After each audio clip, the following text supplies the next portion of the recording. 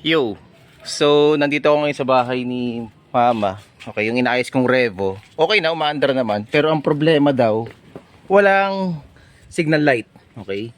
Walang signal light, walang hazard. Ito. Ito siya.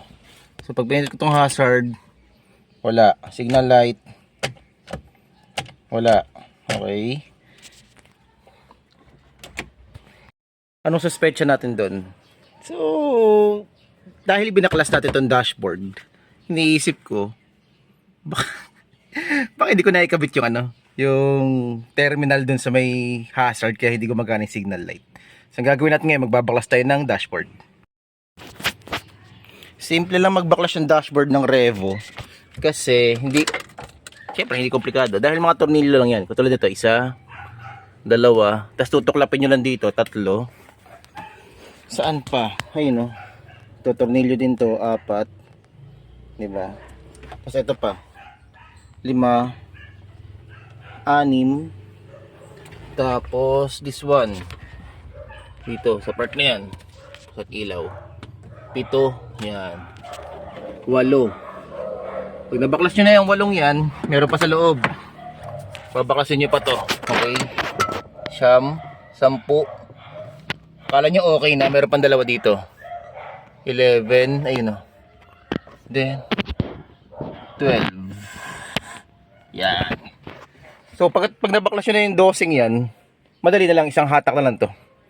Okay, isang hatak na lang yung dashboard na yan. So ang gagawin ko muna is babaklasin ko muna yung mga tornilyo.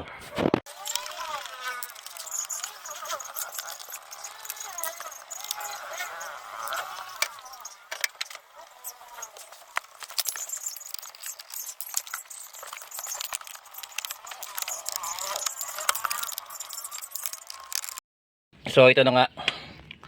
Ito binaklas ko na yun. Isang hagutan lang siya. Tanggal na, di ba? Tanggal na. Tapos tama nga yung suspecha ko. Kasi ayun oh. Hindi ko na ikabit yung switch. Yun lang. Okay, binalikan ko kasi hindi ko na ikabit yung switch ng hazard. Ayun, kakabit lang natin yan. So dokumain natin dito. Okay. Then kabit natin. Okay? Hindi na kailangan tanggalin lahat ng mga nakakonect na switches. Tinanggal ko nga pala yung battery. Ayan. Para at least, yan. Okay. Habang nagbabaklas tayo. Kasi electrical yun eh. Ngayon, moment of truth. Buksan natin. Habang di pa nakakabit, kahit di pa nakakabit yan, buksan natin. Okay. Sorry, yan. Tingnan natin kung may hazard na. Ayun, meron na. Tapos signal light. Okay, meron na. So yun lang.